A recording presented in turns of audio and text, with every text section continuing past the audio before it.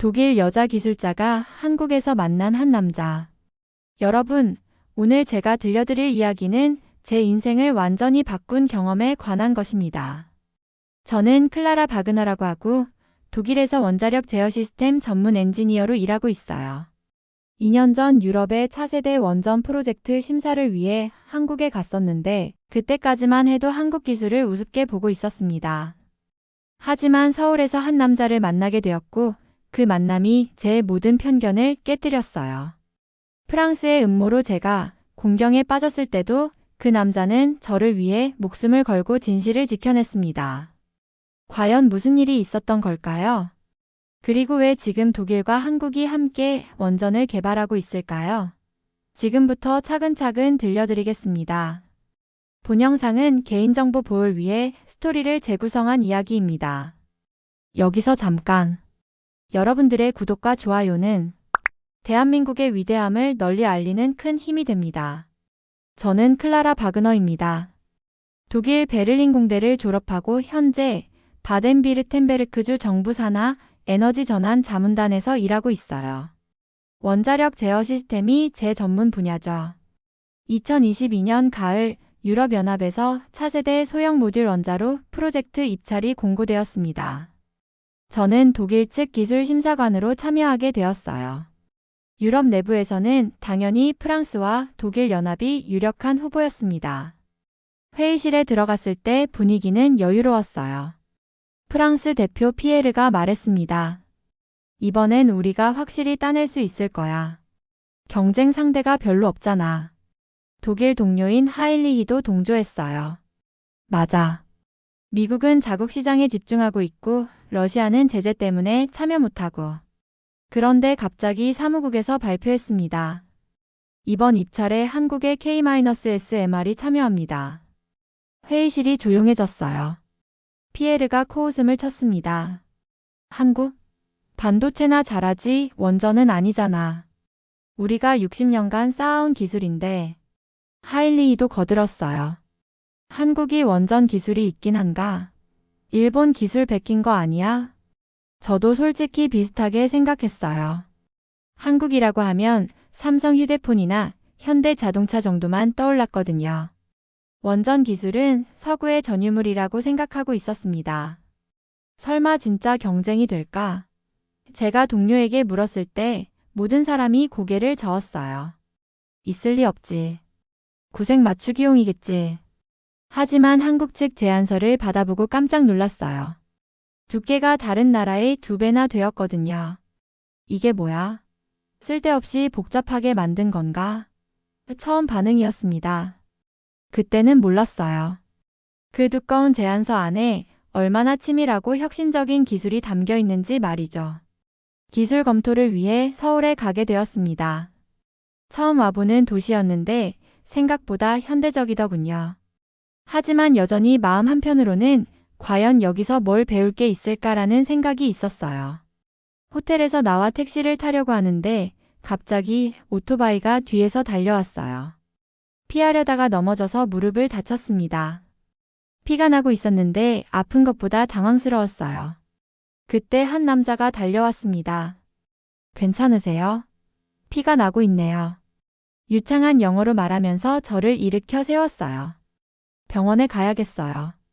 제가 모셔다 드릴게요. 그 남자가 제안했습니다. 낯선 사람의 도움을 받는 게 조금 불안했지만 상황이 상황이라 따라갔어요. 병원에서 간단한 치료를 받는 동안 그 남자는 계속 기다려줬어요. 정민우라고 합니다. 원자력 연구소에서 일해요. 자기소개를 하는데 깜짝 놀랐어요. 원자력 연구소요? 혹시 K-SMR 프로젝트에 참여하세요? 제가 물었을 때 정민우가 웃으며 답했어요. 네, 개발팀에서 일하고 있어요. 정말 우연이었어요. 심사하러 온 기술을 개발한 사람을 이런 식으로 만나다니. 그럼 내일 프레젠테이션에 참석하시나요? 제가 물었습니다. 네, 차장으로 참여합니다. 정민우의 답변에 저는 복잡한 기분이 들었어요. 심사관과 피심사자가 이렇게 개인적으로 만나는 게 적절한가 싶었거든요. 하지만 정민우는 그런 제 걱정을 눈치챈 듯 했어요. 혹시 불편하시면 여기서 인사드리죠. 내일은 공식적인 자리니까요.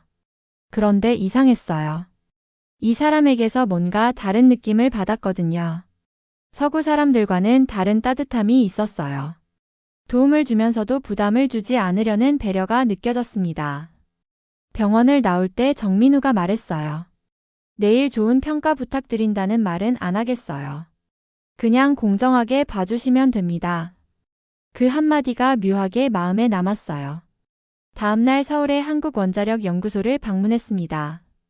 건물 자체는 그리 화려하지 않았지만 내부 시설은 상당히 현대적이었어요. K-SMR 모형을 처음 봤을 때 솔직히 실망했어요. 이게 다야? 겉보기에는 별다른 혁신이 보이지 않았거든요.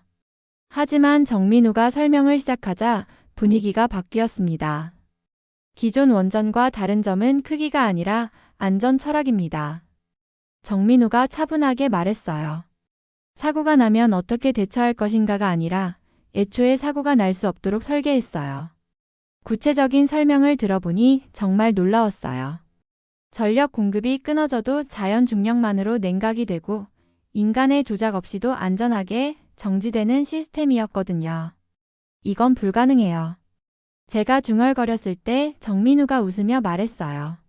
한번 보실까요? 그리고 실제 시뮬레이션을 작동시켰습니다. 정말로 작동했어요.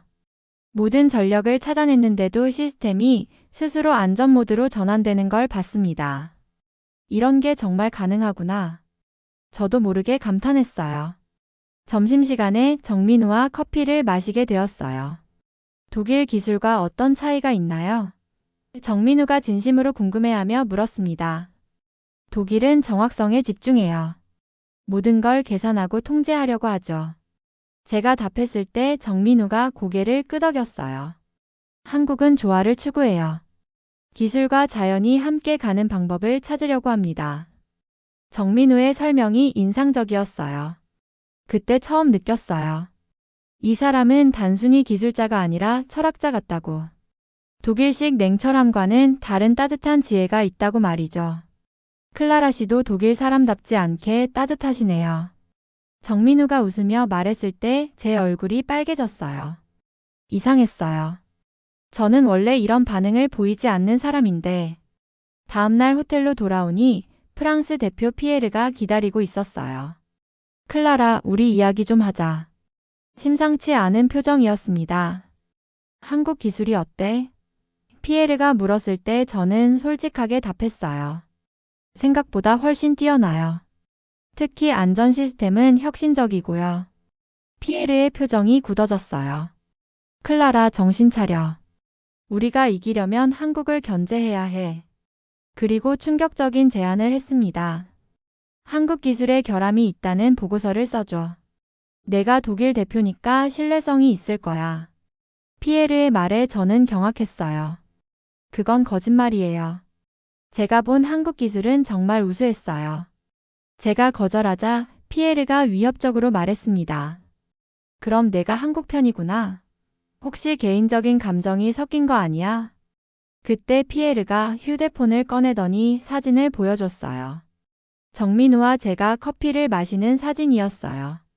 누군가 몰래 찍은 것 같았습니다. 이게 뭐예요? 제가 놀라서 물었을 때 피에르가 냉소적으로 웃었어요. 한국 로비에 휘말린 독일 심사관. 제목 괜찮지? 피에르가 협박했어요. 이 사진이 유럽 언론에 나가면 내 경력은 끝이야. 저는 당황했어요. 정말로 개인적인 감정 때문에 판단이 흐려진 걸까요? 하지만 제가 본 기술은 정말 우수했는데 다음날 갑자기 독일 본부에서 연락이 왔어요. 클라라, 즉시 심사에서 배제된다. 한국 측과 부적절한 관계를 맺었다는 신고가 들어왔다. 모든 게 한순간에 무너졌어요. 제 경력, 신뢰, 모든 것이 말이죠. 정민우에게 마지막으로 전화를 걸었어요. 미안해요. 이렇게 될 줄 몰랐어요. 정민우는 차분하게 답했어요. 괜찮아요. 진실은 사라지지 않아요. 그 말이 무슨 뜻인지 그때는 몰랐어요.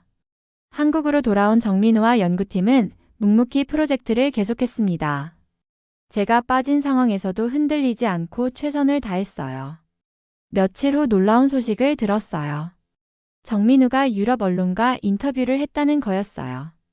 BBC 기자가 물었습니다. 독일 심사관과의 스캔들에 대해 어떻게 생각하세요? 정민우의 답변이 인상적이었어요. 클라라 바그너는 정말 훌륭한 엔지니어입니다. 저는 독일의 기술 수준을 존경하고 클라라 씨의 전문성을 믿어요. 하지만 부적절한 관계였다는 의혹이. 기자가 추궁하자 정민우가 단호하게 말했어요. 기술은 국경이 없습니다. 좋은 기술자끼리 만나서 이야기하는 게 뭐가 잘못된 건가요? 오히려 그런 교류가 더 필요해요. 그 인터뷰를 본 독일 기술진들 사이에서 분위기가 바뀌기 시작했어요. 정민우라는 사람 참 신사적이네. 한국 기술을 다시 한번 검토해봐야 하는 거 아니야? 하일리히가 저에게 연락했어요. 클라라, 혹시 한국 기술이 정말 어땠어? 솔직하게 말해봐. 저는 망설이지 않고 답했어요. 정말 훌륭했어요. 우리가 생각지 못한 접근 방식이었거든요.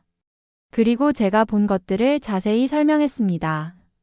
독일 내부에서도 한국 기술을 제대로 평가해야 한다는 목소리가 커지기 시작했어요. 정민우의 인터뷰가 제 명예를 회복시켜준 거였어요. 그날 밤 저는 혼자 중얼거렸어요. 왜 나는 처음부터 믿지 못했을까? 편견 때문에 진실을 보지 못했구나. 정민우의 행동을 보면서 깨달았어요. 진짜 실력 있는 사람은 이런 때 더 겸손해진다는 걸. 그리고 상대방을 존중할 줄 안다는 걸 말이죠. 상황이 복잡해지자 프랑스가 강수를 뒀어요. 한국의 입찰 과정에 불공정 거래가 있었다며 유럽 법정에 소송을 제기한 거였습니다. 법정에서 치열한 공방이 벌어졌어요. 프랑스 측 변호사가 주장했습니다. 한국은 덤핑 가격으로 시장을 교란하고 있습니다. 이는 공정 경쟁에 위배되는 행위예요. 하지만 한국 측은 변호사 없이 기술자들만 나왔어요.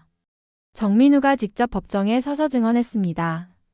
저희 기술은 가격이 싸서가 아니라 더 안전하고 효율적이어서 선택받는 거예요. 정민우가 차분하게 말했어요. 구체적인 근거가 있나요? 판사가 물었을 때 정민우가 준비한 자료를 제시했습니다.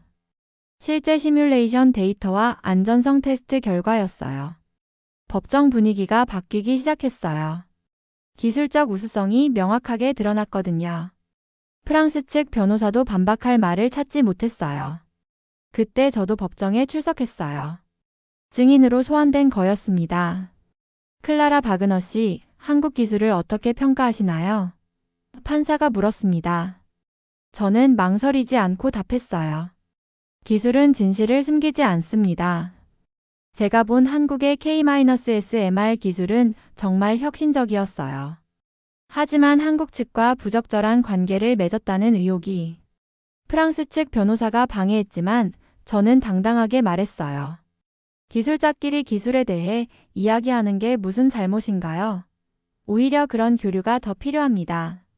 정민우와 똑같은 말이었어요. 판사가 최종 판결을 내렸어요. 한국의 기술적 우수성이 인정되며 입찰 과정에 불공정한 요소는 발견되지 않습니다. 법정을 나오면서 정민우가 저에게 말했어요. 고마워요, 클라라 씨. 용기 있는 증언이었어요. 그 한마디에 눈물이 날 뻔했어요. 법정 승리 후 한국 기술팀이 기자회견을 열었어요. 유럽 전체 언론이 주목하는 자리였습니다. 정민우가 연단에 섰어요. K-SMR은 단가가 낮아서가 아니라 실패하지 않기 위해 선택되는 기술입니다. 간단하지만 강력한 메시지였어요. 기술에는 국적이 없습니다. 좋은 기술은 인류 모두의 자산이에요. 정민우의 말에 기자들이 집중했어요. 그때 저도 연단에 올라가게 되었어요. 갑자기 마이크를 잡으니 떨렸지만 해야 할 말이 있었어요. 저는 독일 엔지니어로서 말씀드립니다. 독일도 이제 한국에게 배워야 해요. 솔직한 고백이었어요. 한국의 기술은 단순히 앞선 게 아니라 다른 철학을 가지고 있어요. 자연과 조화하는 기술, 인간을 믿는 기술이죠. 감정이 북받쳐 올랐어요. 문득 돌아가신 어머니가 생전에 해주신 말이 떠올랐습니다. 클라라야, 이성과 양심 사이에서 고민될 때는 양심을 택해라. 저는 오늘 양심을 택합니다. 한국의 기술이 정말 우수하다고 인정해요. 제 목소리가 떨렸지만 분명했어요. 기자회견장이 조용해졌어요.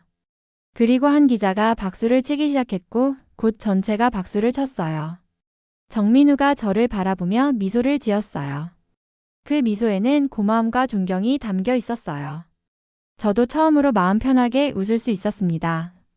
그날 밤 정민우와 산책을 했어요. 클라라 씨 덕분에 진실이 밝혀졌어요. 정민우가 말했을 때 저는 고개를 저었어요. 아니에요. 진실은 원래 거기 있었어요. 제가 늦게 본 거죠. 정말 그랬어요. 진실은 처음부터 명확했는데 제가 편견 때문에 보지 못했던 거였어요. 기자회견 이후 놀라운 일이 벌어졌어요. 독일 정부에서 한국과 K-SMR 공동실증 프로젝트를 체결하자고 제안한 거였습니다. 독일 에너지부 장관이 직접 발표했어요.